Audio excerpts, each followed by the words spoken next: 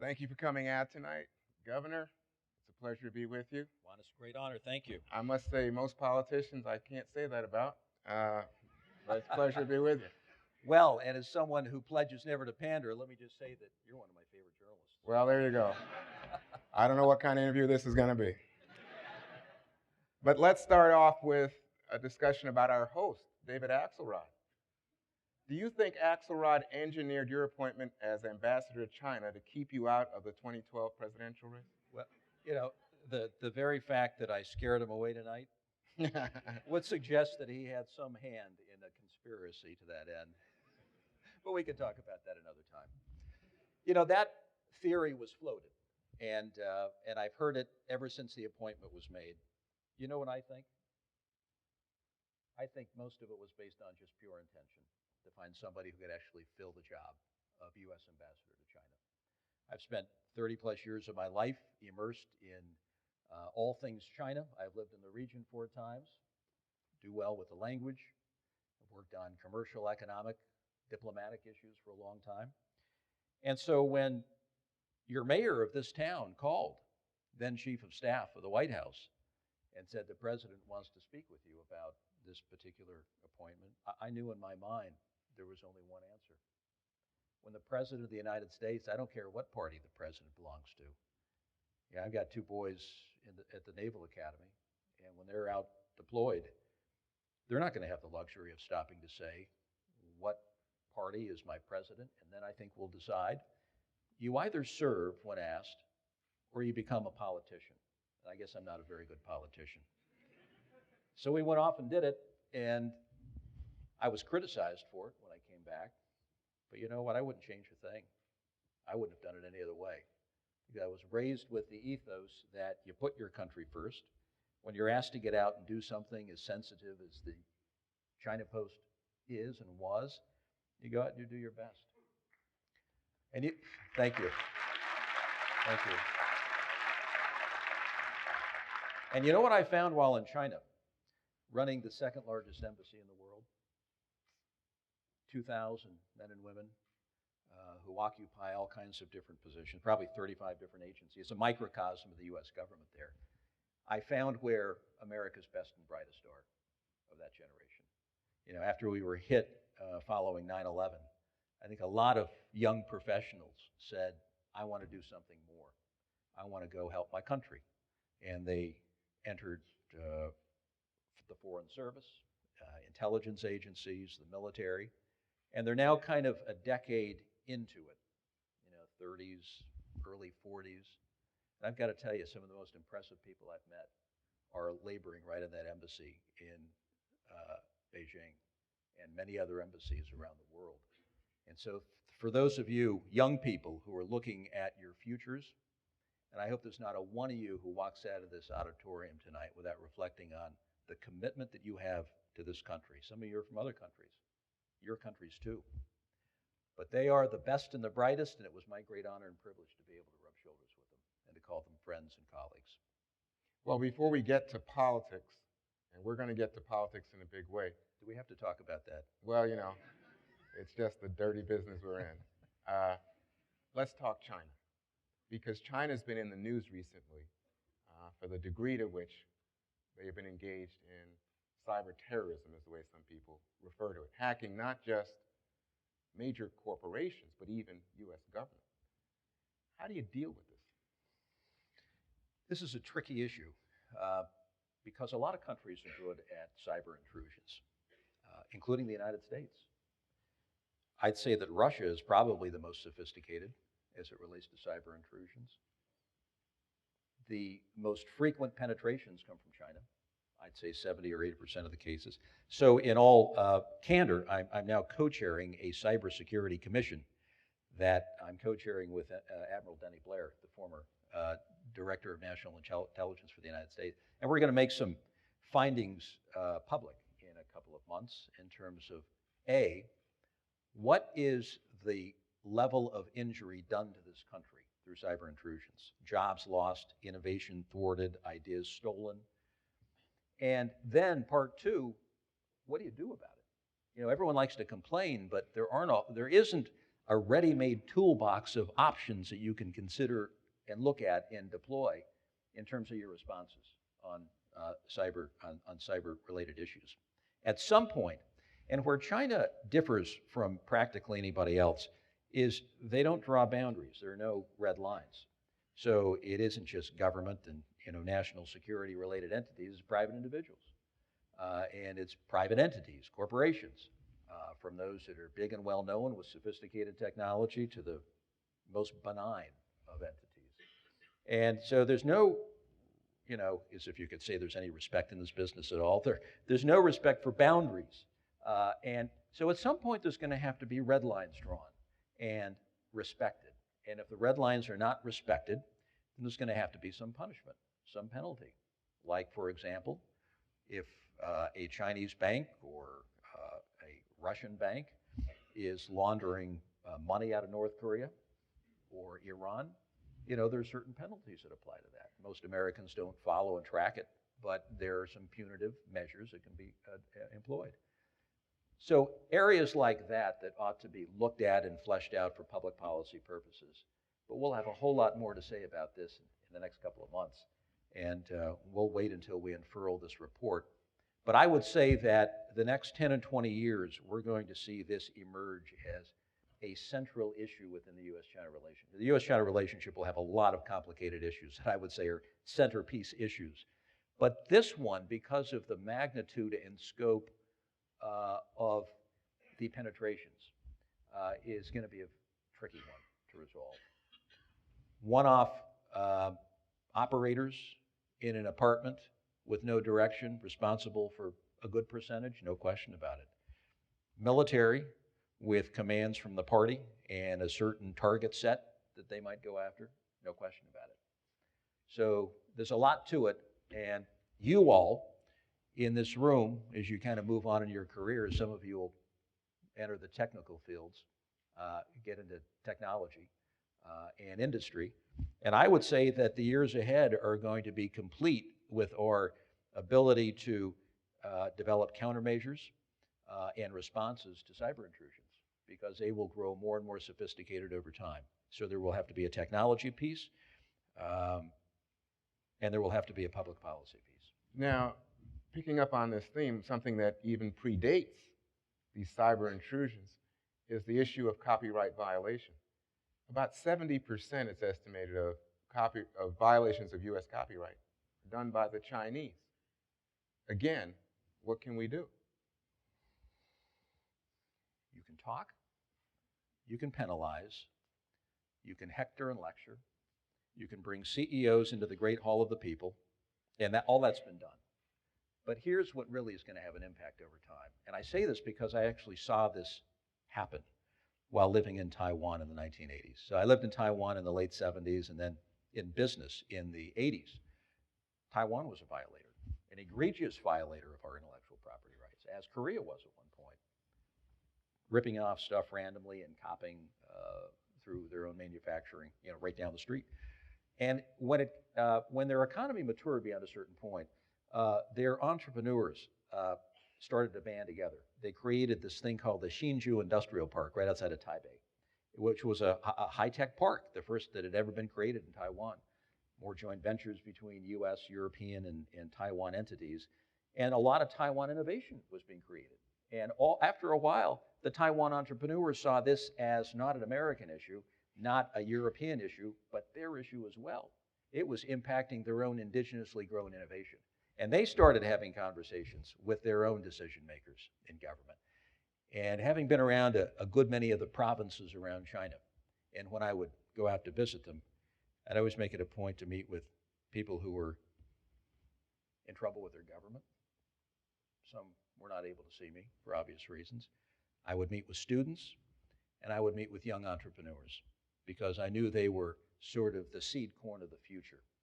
And the entrepreneurs in China who are emerging in practically every corner of the country are smart, and they're good, and they're sophisticated, and they're moving fast.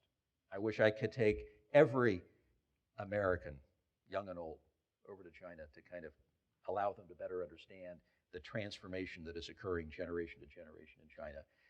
And And I've had these conversations with some young entrepreneurs in China. There will come a time when they say, we want global companies with reach, respect, and rules of the road that everybody understands. And they're going to begin putting pressure on their own government on intellectual property rights violations. It won't be for another 5 years, maybe 8 years, but it will happen. And that will be the most important conversation in getting us to a logical endpoint of any I can imagine. So it's something that will happen internally, not something that we can do as Americans to influence. We must keep an external strategy going. I mean, there are all kinds of trade remedies that you can use. I think you would find that some have worked, some haven't.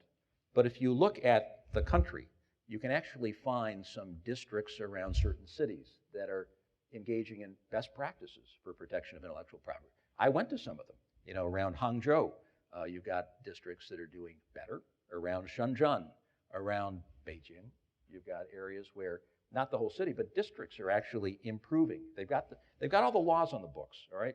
The disconnect is in the enforcement. Nobody wants to do it. It's too risky politically. It's too sensitive an issue. But in some cases, it's being done. So bring those people together, laud them and reward them for their good work, make them a center of excellence, and others will therefore be more inclined to learn from them.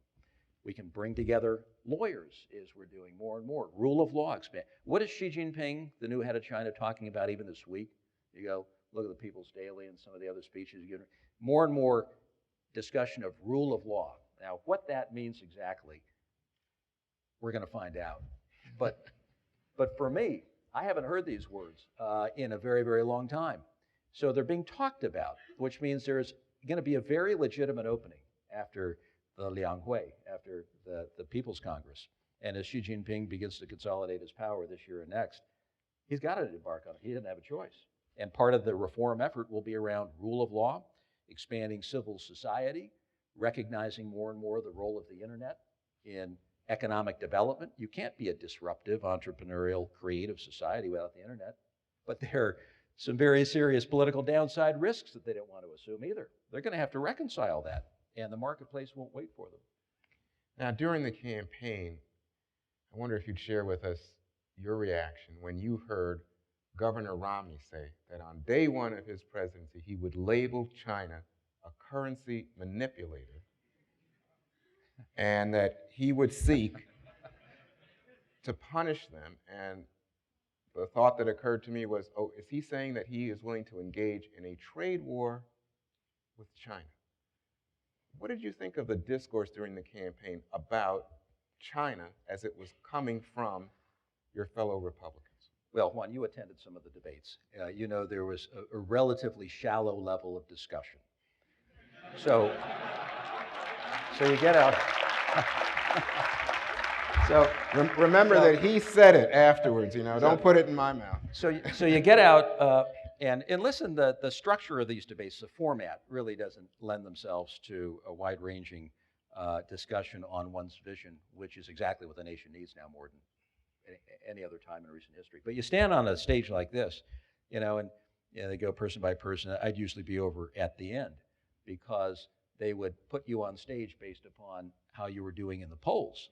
And we weren't doing so well. You know, we took third in New Hampshire, which is great. You know, I think if we had a little more time, we could have taken second. We finished third right behind Ron Paul. We were moving up like this. It was great. But in Iowa, we had some problems. You know, it didn't help when Michael Moore came out on TV and said, you know, that Huntsman guy, he's actually a Republican I could support. and Iowa went right like this. and then Bill Clinton got on TV and said, I don't know if it was a conspiracy against me or not. He said, that Huntsman guy, he seems pretty unhotbound. He's actually a Republican I could support. South Carolina, right in the drain. And so we were struggling. Didn't Jimmy Carter say something too? Well, we won't get into that part, but yes. It was the greatest hits of the Democratic Party. And so, you know, we couldn't break through until New Hampshire, so I'd be there. You know, so they'd ask questions on foreign policy and specific to China. And, you know, so by the time they got to me, we would have declared war about 4 times.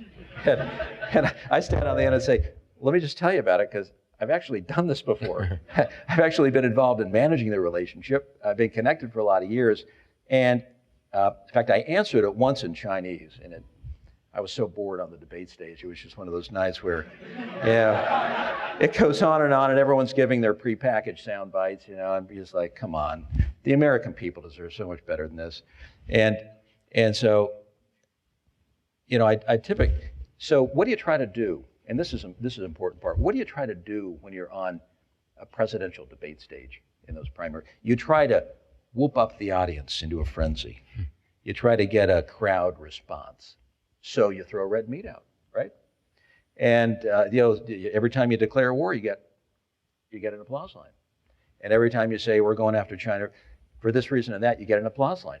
And I came to the conclusion pretty quickly that in a political race, it's a whole lot easier to say what you're going to do to China than what you're going to do with China. Because when you talk about the with, that presupposes you actually have some ideas and sort of a vision about what you want to lay out. And you need more than like 12 seconds to do that sometimes. So, red meat, red meat, red meat. And then, I try to say, well, let me tell you how I think this thing works, and probably a more prudent pathway that's going to be better for our country. Because if you do the currency thing, first of all, I don't think there's a mechanism by which you actually get it done under the WTO. But then just play the chessboard out, so then we get slapped. Then what do we do then? Do we slap back? And then pretty soon, you are in a trade war. Now, how do I know that? Because I was sitting in Beijing just a few years ago when we slapped them with the tires 421 trade case worth about $2.5 billion. And I remember talking to the trade representative, Ron Kirk, who's a really good guy. We had a conversation. I said, Ron, my humble advice is this probably isn't a great idea, because I can kind of tell you now how it's probably going to play out. He said, decision's been made, it's pretty much, a union call. And I said, fine. Well, we got slapped back right after that announcement was made on, as I recall, chicken parts worth about $2.5 billion. And it was, again, a reminder to me that the way China sees the trading relationship, but for that matter, every other aspect of the relationship, it's ping, ping, hung, hung, da. It's perfectly balanced, and there's equilibrium. And if it gets a little bit out of kilter, they'll bring it back into kilter. If we throw out a trade, they'll throw out a trade, however frivolous it might be. And that's just one of the challenges of dealing with modern day China. We're both on the world stage. We both have a lot of heft. We're respected countries with passionate citizens who care. We have a global relationship that is so far different from just a traditional bilateral relationship. And we've never forged a global relationship before, and they haven't either. And so we're sitting across the table from one another, the Chinese being some of the best sort of strategic long-term thinkers in the world, and we being some of the best short-term tactical thinkers in the world. And there's a gap like this between us. And the challenge is, how do you bridge that? It's a very tough thing to do. And increasingly, that will be the challenge for your generation, for the most important relationship of the 21st century, is do you have the skills in terms of knowledge of culture, history, politics, language, to be able to sit in a seat and carry on negotiations that actually help to bridge that chasm? Because most Americans can't. And I would say that China has done a pretty admirable job in bringing up sort of the party has kind of a meritocracy system, if I could call it that. So the party is probably 80 million people strong in 3,800 outposts around the country. And you go, through the process of being, an assistant or a deputy mayor or party secretary in a small town. You keep climbing the ladder. And pretty soon, if you do well, you rise to the top. So the people today in the Politburo, 25 folks, in the Standing Committee of the Politburo, today 7 as opposed to 9, or the Central Committee, which is a key policy body, 370 people, half of whom are alternate members.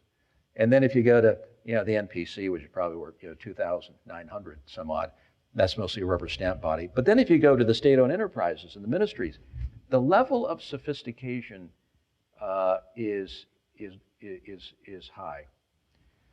Ties, unlike when I first went to China with President Reagan, all mouse suits pretty much. The Central Planning Commission was at its peak, and no one had been to the United States.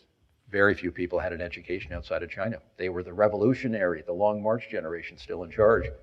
But you walk into a ministry today, and there's a level of sophistication, degrees from the finest universities in the world, and a nuanced understanding of the United States that, to me, was impressive. They read us very well. And I try to find an analogous counterpart in our own government, or in Congress, for heaven's sake. I try to find anyone in Congress, no hyperbole intended here, anyone in Congress who understands the most important relationship of the 21st century. We don't incentivize our politicians to get smart on the subject matter because it doesn't pay politically. And so consequently, we have a gap in terms of knowledge, capability, understanding, where they have gone forward in terms of understanding the United States. So they're better equipped and prepared bureaucratically than are we. And that puts us at a disadvantage at the negotiating table. And I worry about that a bit. Well, let's transition to politics here, but staying with the China theme. At the end of the campaign, 2012, Mitt Romney ran a campaign ad in Ohio, that claimed that, in fact, GM, which had been bailed out by the Obama administration, was not going to send jobs over to China. And I'm thinking, as you were talking about the tire deal, that President Obama made a point that he had cracked down on the Chinese when it came to the tire issue, and that he had been affirmed by the World Court. The courts had said he was right. You were in the room, you were there. Was he right? Did he crack down on the Chinese? Did he speak strongly to them and say, you're violating the rights of American workers? And secondly, was Mitt Romney right in saying that jobs from GM are being shipped overseas and that the bailout really was a bailout that allowed GM to invest in China? Well, first of all, so my first trip to China was with Reagan. I was a low-level flunky on the White House staff, kind of the lowest level guy. They called us advanced men and women, and we kind of prepared the way. And I was sent over to China in the early '80s to prepare his trip. And I'll never forget the meeting between Reagan and Deng Xiaoping, who was in charge. Deng, 4'11", this firebrand from Sichuan, probably one of the most charismatic people, other than Reagan, I'd ever been around. And to see these two come together, Reagan with his Hollywood good looks, the California tan and that charisma, shaking hands in the middle of the Renmin Da Hui Tang, the Great Hall of the People. And then they go take their seats. And Deng was in his seat, his feet didn't even touch the ground. And he lit up this filterless cigarette that he smoked. And he lived to be 90-something years old. And they had a spittoon by his seat. He spit in his spittoon a couple of times. He turned to Reagan, he said, something like, let's get down to business. Let's see how we can change the world. And they connected as friends. Totally different ideological worldviews, but two people who wanted to kind of get to know each other and do business. And it was a lot spontaneous, just kind of relationship building. And I reflected on that when I was with President Obama for his first trip to China and his meeting with Hu Jintao, who now is moving out as the head of the party in the military in the country. And he isn't a very engaging person to begin with. Xi Jinping, the guy who's now taking over, is much more engaging, charismatic, warm. He emotes. I mean, you can kind of connect with him person to person. And so what was it? It was just the opposite in these meetings. And it isn't just President Obama. It's how the relationship has gone over the last couple of decades. It's become mechanical, scripted. Outcomes are predetermined well in advance. Nothing is left to human interaction to negotiate. And it was, we read our talking points, they read their talking points. We read ours, they read theirs. Thank you very much. It was a nice meeting. And the president read his briefing books. He knew the issues. He was a keen student. He could recite a lot of the issues that are complicated and arcane and steeped in the history of the bilateral relationship. And he went to the defense of the U.S. economy, like presidents before him have. Same language, same approach, same tools. We forget we all kind of draw from the same tools. And we used to have leverage back when our economy was much bigger than theirs. Now that they're the second largest economy in the world, we have less leverage. And that will be a problem going forward for us, because in order to get ahead in a negotiation, you have to have negotiating leverage at the table. But as it relates to the cars, so I'm on the board of directors of Ford Motor Company, and we, like GM, have a presence in China, but the jobs over there aren't necessarily from here. They're for the Chinese marketplace. And I would argue that we're winning a lot more jobs here than China is in some of the manufacturing sectors. For example, Caterpillar, which is a company right down the road in Peoria, they just closed down a plant in Asia. They moved it to Georgia. We are putting in, through Ford Motor Company, expanding assembly lines, retooling, sub-assembly manufacturing in ways that I think would make a whole lot of people proud in this country. The place is coming back to life. I mean, I've never been more optimistic about where the U.S. economy is going. Let me put it that way. We have our problems, to be sure, but there's some really cool things happening out there that are going to be disruptive. They're going to bring new opportunities, new hope, and new modalities for getting things done. Yet at the same time, I've never been more pessimistic about our political class, because it's almost like the U.S. economy has dug right around Washington, and they just keep going. Almost made them irrelevant in a way. And that's a sad commentary. You'd like to think that at least Washington could be an ally in some of these discussions. They're not political discussions, they're about math, basically. You look at the budget. It's so big, you got to cut so much to make it, to make it work. You got to make decisions on infrastructure. You got to make decisions on education. This is all part of just who we are as Americans. It's all part of preparing and dealing in a very competitive 21st century. Yet nothing. And it's a little dispiriting sometimes. So in answer to the question about the trade, you believe that the president did get tough with the Chinese as much as any other American president. And what about the ad? Did you think the ad was base politics or legitimate? Oh, the ad was definitely based on politics. I don't think there was a whole lot of substance to it. Okay. I think it was easily tossed aside by folks who knew the facts, knew the information. Okay, now you skipped the Republican convention last year. I went on the Colbert Report instead.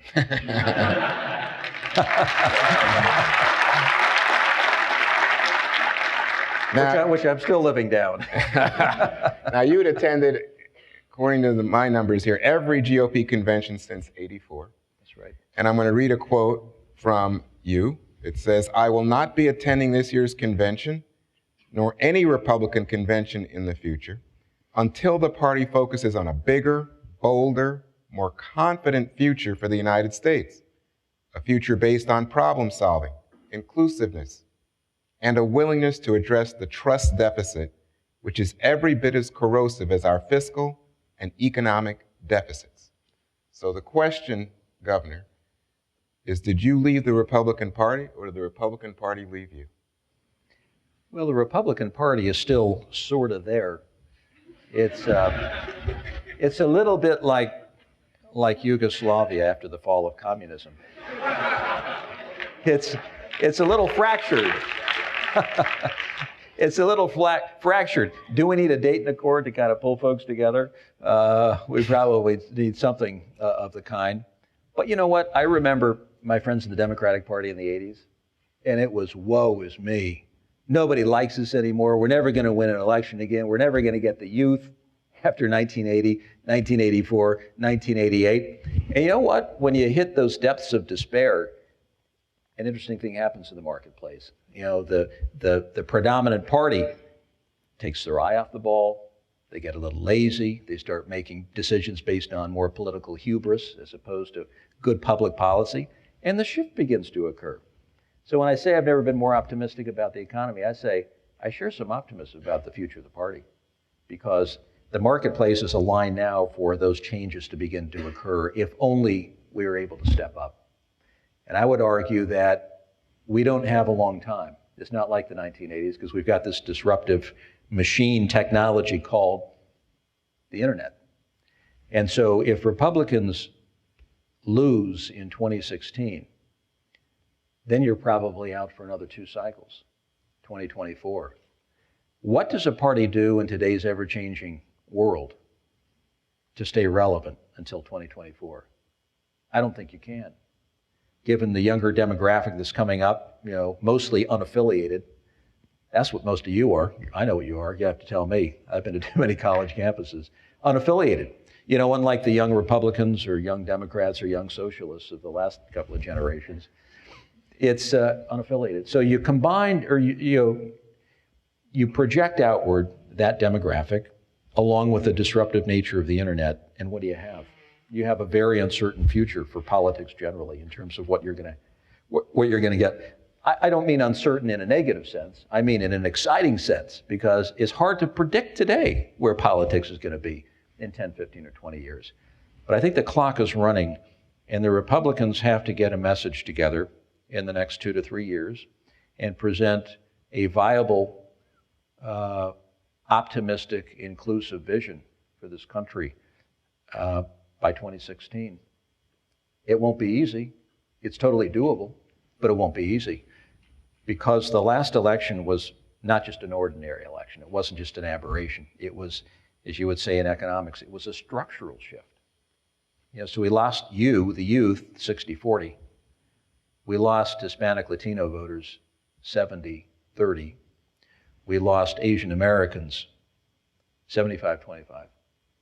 And I say, to lose a demographic that temperamentally, philosophically, ideologically is pretty in tune with a lot of your original traditional tenets, you got to work pretty hard to do that. So it's about math. Again, it's like in the entitlement programs. It isn't about politics as much as it is about math when you look at the entitlement programs. I think you can get a lot of common sense people together in a room and say, forget the politics, leave them outside. Let's just look at the math for a while and see where we're going to be in 8 to 10 years. That'll drive decision making, I think, more than just political rhetoric. But it is the same way with party politics. And that is, it's about the math. If you lose key demographics, you're just not going to have the critical mass mathematically such that you can win an election. So winning back those lost demographics. I did an event in Chinatown in New York about a week ago with the chairman of the Republican Party for New York. And it was the biggest turnout they'd ever had for an Asian American event in New York. I had 500 people. We showed up in a bustling place in the middle of Chinatown. I got up and, spoke, and, it was kind of a message of inclusiveness. And why isn't it that we of like mind on the economy and on debt and on preparing ourselves for the 21st century aren't getting together a little bit more? There weren't a whole lot of people in that room who disagreed. And we just don't do it. And we've got to get back in the game and begin to pay a little more attention. And the clock is running. Well, let me just read you some numbers to depress you. This is from Pew, came out about a week ago, and it says here that the Republican Party's image is at an historic low. 62% of the public says the GOP is out of touch with the American people. 56% think it's not open to change. 52% say the party is too extreme. And that, one of the things that's really telling in this survey is that Republicans are more critical of their party than Democrats are of Democrats. 36% of Republicans say the GOP is out of touch with the American people. That's the best part of all. Because you've got to be angry enough at your own movement to begin to criticize it. Now, I've said some things that probably weren't totally becoming of the party. I get dinged every time I open my mouth. But how do you expect to make progress unless you can throw out some ideas and say, we might want to fine-tune or restructure or rethink some of these issues? But those numbers, you know, as Mao Zedong would say, it always gets darkest before it gets totally black. And so here we are. There will be a dawn at some point. There will be, okay. There will be a dawn at some point. And the Republican ideals on economics, in terms of the view of government, in terms of the basics related to business startup, free market economics, are sound. But people forget that we're also the party of Abraham Lincoln, who put forward the notion in the 1860s, that all you remember well, that individual dignity, the worth of the individual, and equality under the law matters too.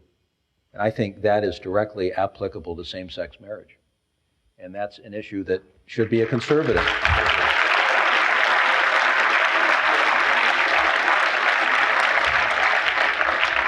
And we're also the party, although we forget it sometimes, of Theodore Roosevelt, who believed in this legacy, this humanity, sense of humanity we're passing on to the next generation. It's the air we breathe, the land we share, what it looks like for the next generation. He was a conservationist. I'd argue that conservationism is a conservative ideal.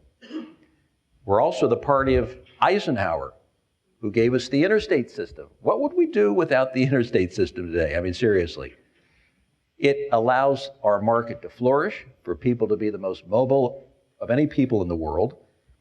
Consequently, we're 25% of the world's GDP. Nobody can still touch us in terms of our sheer size and volume. And we're the party of Reagan, you know, who had the courage to sit with Mikhail Gorbachev. You know, in today's world, I guess you're just supposed to bomb your enemy.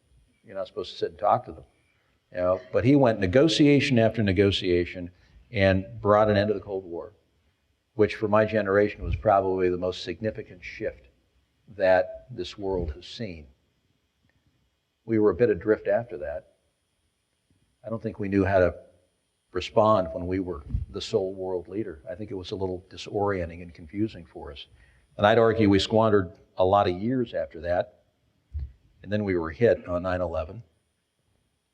And I think a lot of Americans are still trying to make sense of that, still trying to put it in perspective. And while they were doing that, we had our economy collapse, just shipwrecking practically every American in some way, shape, or form. And we're just coming out of this. You know, we've been hit hard as a country. We're bruised. We're a little insecure. We've been through some episodes that, you know, we haven't seen in a long time in this country. And it's left us scratching our heads a little bit about what lies ahead. And one thing that I thought was completely missing from the last election was any sense of strategy for this country going forward, any big picture. What do we want as we move forward? What do we want from the next generation? What makes us unique as a people, and how do we then leverage up on that in preparing for the 21st century, which is not going to be about Iraq, and it's not going to be about Afghanistan. It's going to be about competitiveness.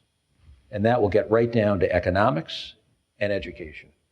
And it will play out over the Pacific Ocean, where 2/3 of our trade will reside and where the rising militaries will exist.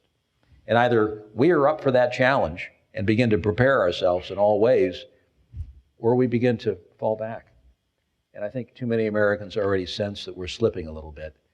I'd argue we probably have a 4 to 5 decade head start in the world in terms of our economy, our quality of life, our vitality, our optimism, our innovative spirit. But you lose that with each passing year when you have a dysfunctional Congress, when you have budgets that can't be made, when you have decisions on educating the next generation that can't be made. And that's where we are. But we have enough time to get our act together and get moving. And the Republican Party ought to be front and center in articulating that vision. But how does the Republican Party get to the front of that movement when they are, in fact, the party of people who are older, over 65, white, bitter in many cases, and very pessimistic about the future when it comes to looking at the rising demographics of increasing numbers of blacks, Asians, and Latinos? You know, when you're in a primary, and I've heard you condemn the whole primary process because it's driven by the activists in your party who are Tea Party people, and they're hardline people. They don't like you, Jon Huntsman. And when those people stand up and say, you know, we just want you beat up on Obama. We don't like the idea that Huntsman says he's a good leader.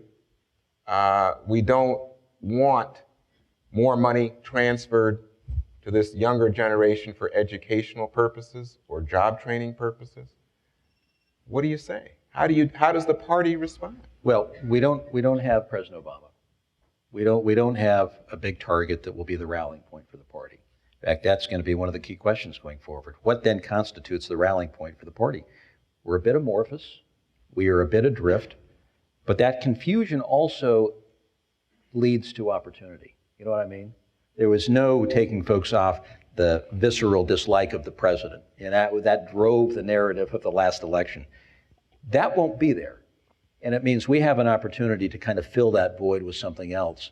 And the only way that is done is with the rise of leaders who begin to fill it thoughtfully and bring enough people together. The fact that so many young people are unaffiliated in this country, to my mind, means they're up for grabs. They go for the leader. They go for the issues. They don't just go for specific parties. I think that's a trend that would suggest that the Republicans could reemerge with that gap having closed a bit, 60-40 with young people, with gaps that we've already talked about having closed a little bit. But again, my biggest concern, really twofold. One, my whole life, the Republican Party has owned the economy as our centerpiece issue. Every poll, we've owned national security for the most part. We may be entering a time when the Republican Party is no longer seen as the best steward of the economy, which to me signals a significant shift in where the electorate is, and then what the Republican Party has to do. That's number one. Number two is that ticking clock, that if we don't get our act together by 2016, I mean, just imagine that. Just imagine things post-2016 if we lose. How do you get your act together, between then and 2024, as against the disruptive internet and other parties and other alternative movements that will begin to sprout up and fill that void? Because nature abhors a vacuum, and so does politics. But speak to me about that base, the GOP base. Right now, a winning Republican candidate has to appeal to a base that's totally out of touch with the issues you're talking about. They don't care about those issues. And some people, David Axelrod said to me, well, how could Huntsman stand on that stage when the question is asked, would you take $1 in tax hikes for $10 in tax cuts? And Jon Huntsman raised his hand. Said, no, I wouldn't do it. We all make mistakes. But you were playing to that base. Well, let me just take you there. Okay. Because, for those of you who haven't run for president before, it's a pretty daunting thing. And it's pretty exhilarating. So this was a Fox News debate in Iowa. And I looked at the auditorium full of people, and I'd already been dinged on civil unions. The audience, gave one of these. I think I'd already been dinged for having worked for a Democrat, So they ask about, raising your hand on taxes. Well, as governor, I never signed a tax pledge. They came to me and they tried to get me to sign that deal. I said, no, I'm not going to do that. I don't plan on raising taxes, but it just seems to me unhelpful if you're going to start disarming yourself of options when you're representing all these people. Keep your options open, do what's right longer term. And I never increased taxes. We delivered the largest tax cut in the history of my state. And so as that question came at me, it was, do I want to maintain my track record, my core values on taxes, or do I want to spend the next 2 to 3 months explaining why I answered that way? And when they give you 3 seconds to basically, answer for questions that probably should have taken a whole lot longer because it's tied up in tax reform and a whole lot of other things if you really want to give an honest answer. So I raised my hand. And for me at that very moment, I thought, I've never raised taxes. I have a perfect record coming in as governor on taxes. The Wall Street Journal embraced and endorsed my tax program. Same thing I did in the state of Utah. Everyone was talking about tax reform and a flat. I'd actually done the darn thing as governor, and saw what it had created in our state in terms of economic uplift and new opportunity. So that was a decision I made at that last moment. Well, again, playing to that base, let's talk about healthcare, because in Utah, you endorsed the idea of the individual mandate. And then you're now running for president, and you've got Republicans who just say, especially the Tea Party folks, the individual mandate is the work of a socialist, communist president who's trying to take over the American economy, run us into the ground.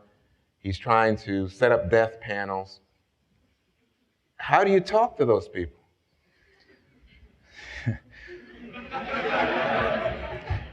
Well, let me just say that in my own case, the whole idea of an individual mandate was in some instances driven by conservative organizations. People might forget that the Heritage Foundation was promulgating the idea of this very thing. We brought out a woman professor, brilliant, from Harvard, who was at the cutting edge of healthcare reform. And she spent many days with our legislature and with my executive staff. I mean, we were at the cutting edge of healthcare reform, trying to do it the right way. And she was advocating that as well. And we had many discussions in our state and went through it all. We ended with the idea, and I remember giving speech after speech to the Chamber of Commerce and the Rotary Club and all these interest groups, say, the first step we're going to try to make is allowing the insurance marketplace to be expanded and broadened, offering enough opportunity, affordable opportunities, portable opportunities for our diverse population. And if that doesn't work, the mandate comes next, because the people will probably demand that at some point if you still have a gap of 15% of your people who are uninsured. But let's lead out with, expanding the marketplace, which we did without going to the mandate. But I have to say, the mandate discussion among Republican governors during that period was quite popular. So I can name 5 Republican governors. I won't, who were talking about the same thing. How about that guy in Massachusetts? Well, there you go. I can name 5 Republican governors, some of whom ran for president, who were talking about dealing with the effects of climate change and what you do about emissions. I just, in my own mind, I thought, I have a record as governor. I'm not going to flip on it. It is what it is, and some are going to like it and some won't. But it's an extension of my decision making, and I investigated every one of those issues to the best of my ability. I brought in the experts. We did the homework, and I explained it to the people I represented, and we moved on. But then on the debate stage, I'll be darned if people just they begin to kind of recreate themselves and forget their history, their past. I can't do that in politics, and it's probably a significant failure of mine in the modern day political world, where you're supposed to be nimble and flexible. You're who you are, and you make decisions along the way, and you can't hide from those decisions. You explain them to the best of your ability, then you live with them. Well, you have your admirers, I assure you.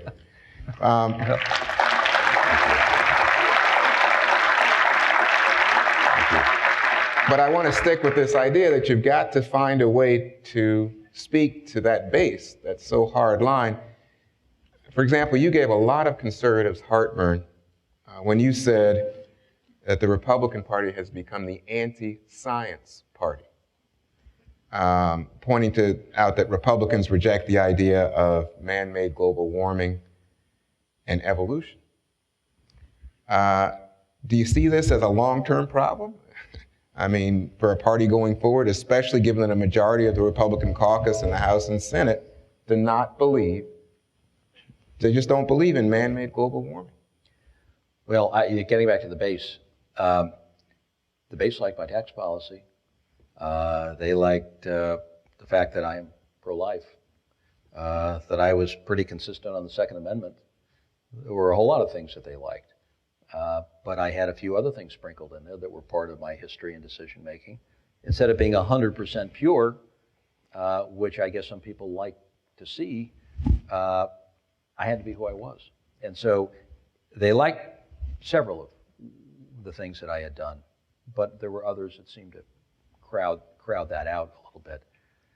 As it relates to the science thing, who came to mind immediately? I remember standing on the Reagan Library debate stage, and over the debate stage in the Reagan Library was Air Force One, the old Boeing 707 that I had flown in when I was a young advanced man, and now in a museum. And I looked up at that thing thinking, this is a moment to be remembered. You're on the Reagan Library debate stage, and over you is this gleaming 707. The first person that came to mind on that stage when the question was asked was Theodore Roosevelt. I thought, what would Roosevelt say if he were here? Someone I admire enormously. He would have stood up for science. He would have stood up for science, and he would have said, we can't be a winning party longer term if we jettison science. Right. Science drives so many of our industries. We are the leaders in the world because of our basic research and our commitment to basic research. And the minute that we start to divorce a reliance on fact and science from our public policy making, we become adrift. And as governor, I always tried to bring in the experts. You can call them scientists, but they were all the experts in whatever policy area. And we just look at the numbers and look at the science. In the case of climate change, I brought in the best scientists I could find. I said, explain this to me time after time. Let's get serious about it. You're the scientist, you do this for a living. I'm a policymaker. I want to make sure that the ideas and the policies I make are based on real fact and science, not fluff. So I don't know in Congress, I don't know a whole lot of physicists. I don't know a whole lot of climatologists, yet everybody seems to have an opinion on the subject matter. I say, well, instead of just talking politics, why don't we bring in people who actually know something about the subject matter? We might not like what we hear, but fact is fact, and then let's create policies around those set of facts.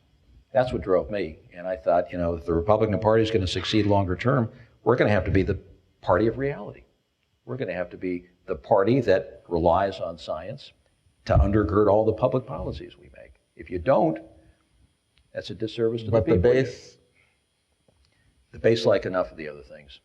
And it's always just like the base when the Democrats were trying to get their act together in the 80s. And it was the emergence of Bill Clinton. I read one story today that said, is the Republican Party the new Democrat Party? And I thought that's a very interesting twist on things. But was Bill Clinton turning the Democrat Party into the Republican Party? Well, a lot of people thought that. He was doing things in an unconventional fashion. He was finding middle ground, and it brought him to victory in '92. And we're going through the same metamorphosis of sorts. All right, well, let's take some questions from students at the University of Chicago. We have a microphone.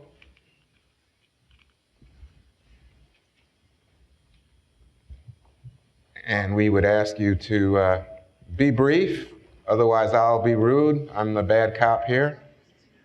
So please tell us your name, tell us what you're studying here, and ask your question in summary fashion.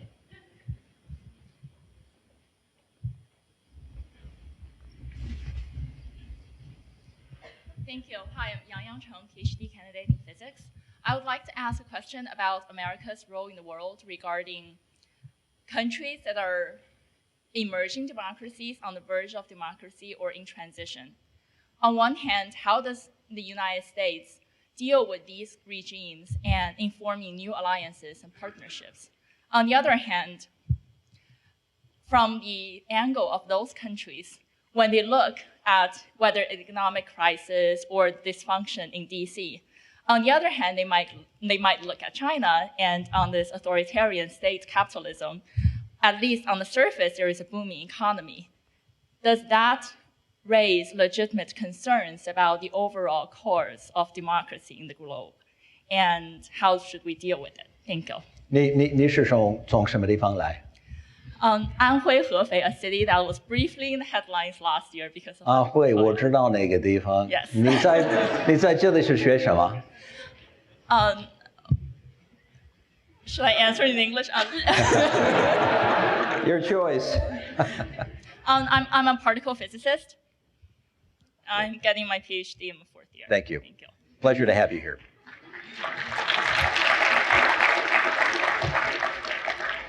I would say that one of the truly important things that the United States needs to do in the years ahead is to get our house in order.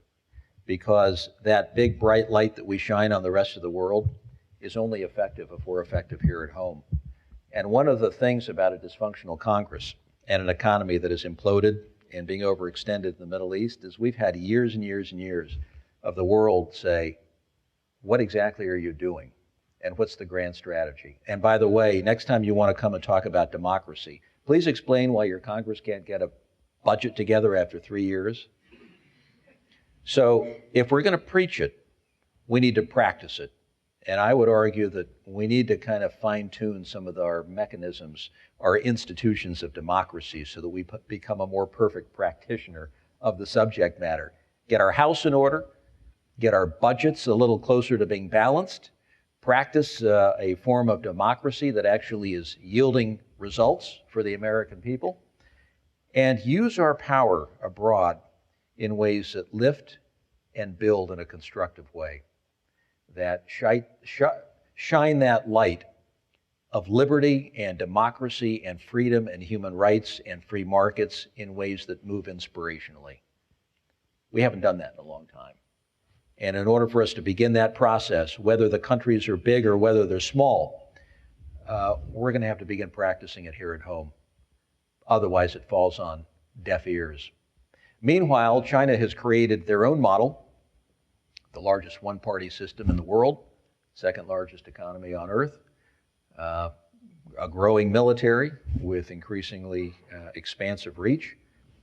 And I suspect that there are a lot of countries in the world that are looking at that model as well. To me, there is no better form of government than one that puts people first and really does focus on life, liberty, and pursuit of happiness and the emancipation of the soul. It's got to be complete with opportunity and safeguards that protect individual liberties and a kind of system that allows for real opportunity and advancement. And we're imperfect practitioners of that right now. But I think the years ahead really will find that the Chinese model will be looked at, and the American model, of course, will be looked at. China has real challenges ahead that you know of well. In fact, I wouldn't trade our challenges with China's challenges any day of the week. They've got domestic anxiety, a restive population. They've got inequalities economically. They're transitioning from the largest export machine ever created, investment-led, to more of a consumption model. They're ringed by 15 nation states, some of whom are basket cases, some of whom they have fought wars with in recent years. India, 1962, Vietnam, 1979, Soviet Union and the Amur River conflict, 1964. I don't think we understand sometimes what it means to be bordered by the Atlantic and Pacific Oceans. We don't stop to think what an advantage we have geographically. Impenetrable. It becomes very difficult for anybody to invade us, and because of that, they really haven't. Canada's not going to invade us anytime soon. I used to say that about Idaho, which was just to the north of Utah.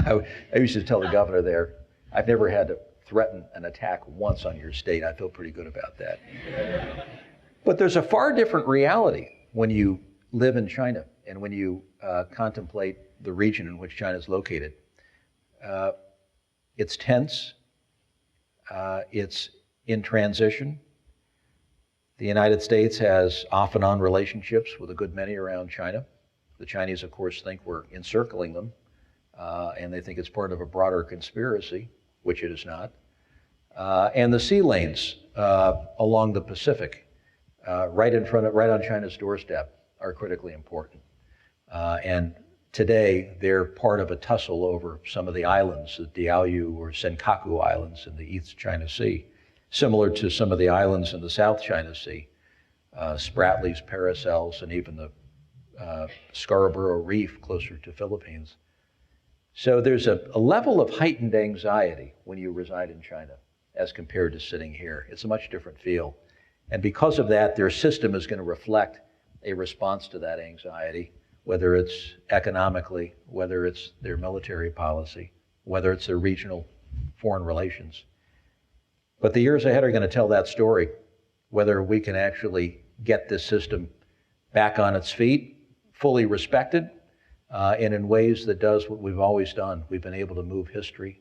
We've been able to move people toward greater freedom and emancipation like no other country on earth, complete with stumbles and falls along the way. There's no doubt about that. But just to speak directly to her question, you have these emerging markets that are looking and they're saying, gee, but look at how government control of industry and economic development has benefited the Chinese, and the sort of chaos and difficulty that confronts the U.S.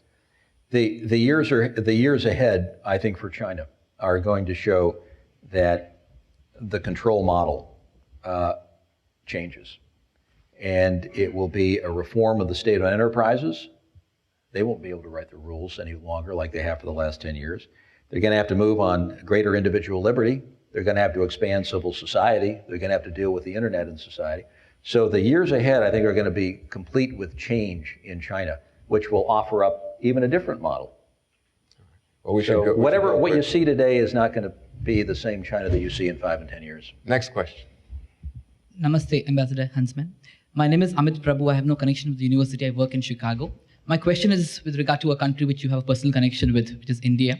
Where do you see India playing a role in the global politics between U.S., China, and in general? Just a few comments of yours on India's role in the global geopolitical environment. Thank you.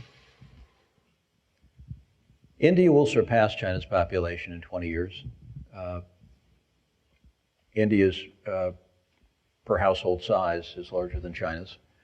Now 1.2 billion compared to China's 1.3 billion. And over the next 20 years or so, India will become the largest country of the world. The economy will not advance as quickly as China's economy. There is a more resilient as opposed to rigid system in India, a strong commitment to civil society, rule of law, and a stifling bureaucracy. And that is probably the one thing that plays against India's movement as we go forward. And that then will be the question, whether or not India is able to take what it has and really advance in the years to come, because India has made some real significant advancements over the last 20 years, but the bureaucracy is very much as it was in the old days. I think the biggest issue for India is going to be next door. So India lives in one of the most challenging neighborhoods of any country in the world. And what will happen, I think, is after we pull out of Afghanistan, which of course is next to Pakistan and India next to Pakistan, there will be a vacuum. Nature abhors a vacuum, so does international relations. And somebody's going to fill that vacuum, because I think in the tribal region that is Afghanistan and the western region of Pakistan, there's a certain level of lawlessness and unpredictability politically that you can't problem solve or capacity build to the point where you'll have longer term stability. I think that's just not in the cards short term. India will likely move in to the northern regions as they have in the past. Pakistan will move into the Shia regions. Iran will want to play a role on the western flank. The Russians, through Kyrgyzstan, will want to be involved at some level. And then there will be China, which has a very small border with Afghanistan. And for the first time, China's going to have to ask themselves, do we get involved in regional conflict or not? It's something they're just not accustomed to. And when you begin to get that mix of countries in a crosswinds of the world that has traditionally been unstable and subject to big power politics, nuclear armed countries, I think the outcome could be unpredictable and dangerous. That is my fear about India, is the neighborhood in which it resides, and specifically what happens with Afghanistan longer term. I don't think it's a good news story. And I think India is to some extent pulled into that, and Pakistan by extension. And that just provides greater stresses and strains in the subcontinent. That will make, I think, for a very rough ride ahead for the next 10 years. Next question. Thank you all for joining us this evening. My question is about the lack of a political affiliation. Tell us who you are and what you're studying. My name is David Wind. I'm an undergrad at the university here studying international studies. My question is in regards to the lack of affiliation that a lot of young people have that we've been talking about in terms of the intractability of both parties and the ideological hubris that is expressed by both parties. I wonder if we might take a page out of Theodore Roosevelt's book in response to this and his creation of the Progressive Party, if a third-party movement might be apt or applicable at this time, and what your thoughts on that might be, whether you think that might be a plausible scenario, a helpful development, or if we ought to solidify both parties again. It's a really good question and a truly important one at this point in history. Whenever I talk about a third party, I always get in trouble because people always say, oh, Huntsman's just trying to do a third party. I'm not trying to do a third party. I'm a Republican. You should know Bloomberg was here yesterday. Well, and I've talked to Mike about this very thing, and he's told me about his own diligence on a third party. And the barriers that stand in the way of third-party politics, not least of all the electoral college process and the way that money is raised. I think there are some outstanding barriers, as the mayor would have told you yesterday, as it relates to a third-party movement. But I think it's only inevitable that you see the rise of third-party politics. Now, Theodore Roosevelt, when he stormed out of the convention of 1912, angry at William Howard Taft, as the story goes, he probably got 20 to 25% of the vote with the Bull Moose Party. Now imagine if he had the internet and was able to corral people. He probably would have won the darn election, but as it resulted, he got 25%. Woodrow Wilson was able to sneak up the middle because Taft and Roosevelt split the vote. Ross Perot, what percentage of the vote did he get back in the 90s? He did quite well. He was only on the ballot in probably half a dozen states. There are now movements in this country, as of 2012, who are on 30 or 35 state ballots. So you begin to crack the code on success as a third party when you can get on state ballots. So with each passing election cycle, you get closer and closer to it. But your generation will determine what happens with third-party politics in this country. And my guess is that you like diversity. My guess is that you like keeping your options open. You like choice. That's what technology has provided for you and your generation. And you're probably going to not want the same old, same old. But you wouldn't do it. I'm not doing it. I'm a Republican. Okay. Until there is no party. Thank you for calling me, Governor. 谢谢你今天来芝加哥大学. I'm Eddie. I'm first year Harris Policy School.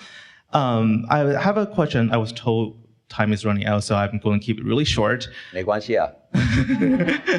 What do you think the future of U.S. China and Taiwan relationship will be, and how the U.S. involvement will change regarding to that? It's a very, very good question.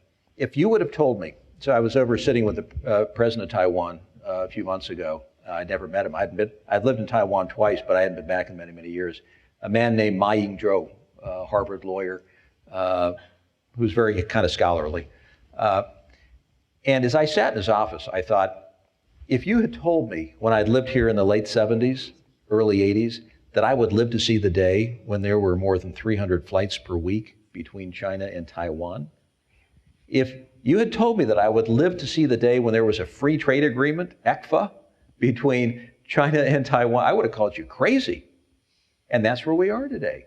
And I say the handlers, the managers of the cross-strait policy have actually done exceedingly well. And what has it done? This is the most amazing thing in U.S. China relations that most people don't even talk about.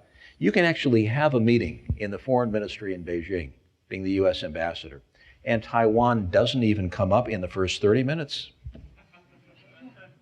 I never thought I'd see those days. It was always the top tier irritant. And then the discussion would cascade from there. It isn't even mentioned in many discussions at all, certainly in the first 30 minutes. And it's a result of very adroit handling domestically. Now, there will be an election in 2014. So it's interesting because when I lived there, they didn't have opposition parties. I went over to see the chairman of the Minjindang, the DPP, Democratic Progressive Party, Chairman Su, who's a very fiery guy. I had 100 members of the media there. Really, it's a freewheeling atmosphere in Taiwan. Very, very interesting. He'll probably run Hard to know who the Kuomintang will put up in 2014. I just haven't been close enough to the politics there. But it will be interesting to see if the Minjindang, the Democratic Progressive Party, embraces a cross-strait policy, because they haven't yet. That has been the one area where they haven't been willing to budge. And I asked that of Chairman Su. And come to find, he's thinking through their own cross-strait policy for the Minjindang. Why? Because the people in Taiwan are demanding that stability be maintained, regardless of Kuomintang or Minjindang or whoever. They're onto a good thing. And stability means enhanced economics, better trade, more investment, and more prosperous lives. And that's exactly what you're finding in a region that otherwise could be beset with turmoil, conflict, and trade flows that are completely scattered and erratic because of the security uncertainty. But it's been managed quite well. So I think the big issues will be over the next 20 years. The economics have kind of come together with a free trade agreement. It'll be interesting to see how they choose to implement the free trade agreement. They haven't started yet. And then you'll get into issues of sovereignty, national defense, foreign policy, and the most difficult issues of all, your flag, your national anthem, and what it means to be Taiwanese. And over the next 20 years, these issues will be discussed, I have no doubt. And will they be resolved in a way that the economics have already been resolved? It's hard to know. But I'm guessing that peace and stability will be maintained in an area that once represented what could have been the center of great conflict for this world, a real bright spot. We have two more questions. Hi, I'm Jonathan. I'm originally from Mexico City. I'm a first year at the Harris School of Public Policy. My question is, how would you, in your opinion, how would you evaluate Obama's presidency so far? What he has done right, what he has done wrong? How would I evaluate his presidency so far? You know, when somebody is still serving, it's kind of unfair just to give it an A, B, C, D, or F. Historians will do all of that. My gripe with President Obama, I think he's a good man. I think he's an inspirational, and I think he's an historic figure, as probably everybody in this room does, whether you're Republican or Democrat. But when the economy has just tanked, and your advisors sit you down and say, sir, we are confronting the most difficult set of data, economic challenges that we've seen since the Great Depression, and you choose then to do healthcare reform as opposed to fix the economy, I think you miss an opening. I think you miss a very important opening, and I think we're suffering as a result of the indecisiveness and the lack of real presidential leadership and initiative at those early moments in his first term. Second, I would have been heartened if in the inaugural address, the president would have called us to action with a message of unity, togetherness, and vision, as opposed to division. And I thought that was not an appropriate message for where we are and what we need. We need a president who pulls us together, particularly one who's been reelected, because you're home, you're set, you've done it. You've only got 4 more years, and it's just about bringing, no more politics, it's just bringing people together. And I thought the messaging there could have been so much more conducive to the groundswell of support that we'd so desperately need in a highly divided country.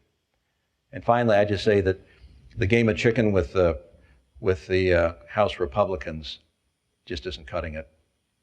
We need more leadership in that regard. Last question. Good evening, Governor. My name is David. I'm a 4th-year undergraduate majoring in economics and political science. My question is regarding energy. China's right now in a position to be the leader in alternative energy, alternative energy in the world. The U.S., on the other hand, is, for whatever reason, still relying a lot on traditional forms of energy, whether it's from the Middle East or domestically. What do you think is the optimal way forward for the United States in terms of this issue? Thank you. I think we sit in the catbird seat as it relates to energy. I've never been more optimistic about the energy sector in the United States. Here's the way that I see it. Eventually, we're going to draw most of our needs from the sun and from the wind. I think science and technology will take us there during your generation. We'll get to that point. But we need a bridge to be built that we're not focused much on, that gets us from here to there, that is better than just sort of plain old petro. And we've now got more natural gas. It isn't perfectly derived, but it's getting better with closed capture systems for the methane, which is a greenhouse gas. And so that technology is improving. We now have more natural gas than we ever thought we had in this country. We're talking about energy self-sufficiency by 2030. We're now talking about energy exports to the rest of the world. I never thought I'd hear this language, and here we are. We've been given, I think, one of the greatest gifts economically that a country could hope for. So now I think we go about building that bridge, mindful of the environment, mindful of the legacy that we're leaving behind, but grateful that we have a new form of energy that is 50% cleaner than gas, cheaper in ours, and we can begin to kind of pull back that $300 billion that we send offshore for imported oil. And that's a good news story. And China doesn't have that. China is investing a lot in technologies that may or may not play out. They're going to be ahead eventually as it relates to photovoltaics and certain wind technologies. We'll always have to stay in the game. I would argue that the U.S. government should be doing basic research through EDARPA, the Department of Energy, in all of these areas. We shouldn't drop the ball, but we should also say we have a respite. We can build this bridge of natural gas that really no other country has in such abundance if we get it right. And you know what? Mexico has it. Canada has it. Talk about regional North American security based upon securing energy economics. We ought to be developing a master plan that speaks to regional security and jobs and opportunity immediately, because the possibilities are endless in this regard. I'm just grateful that we've got it. Now I hope that we don't have a Congress or others who forget that at some point you have to write the rule books. You got to get a roadmap so that the marketplace will begin to take shape and form. But I think we're in a great position as it relates to energy, the energy possibilities in this country. We're going to end now with just one last question from me, but before we end, Governor Huntsman, thank you so much for coming to the University of Chicago. It's been terrific, I think. I think you've been Thank you. Thank you. Thank you. Thank you. Thank you.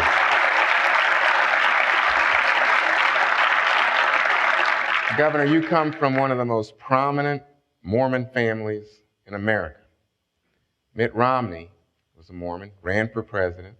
Do you think that he helped in terms of general acceptance of Mormonism as a faith in the United States?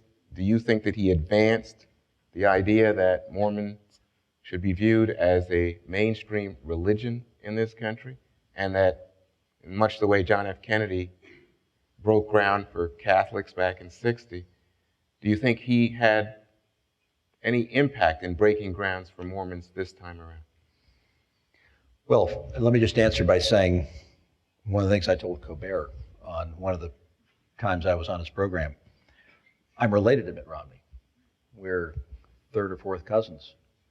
We have the same, my great-great-great-grandfather is his great-great-grandfather, who had 12 wives. It gets a little complicated from here.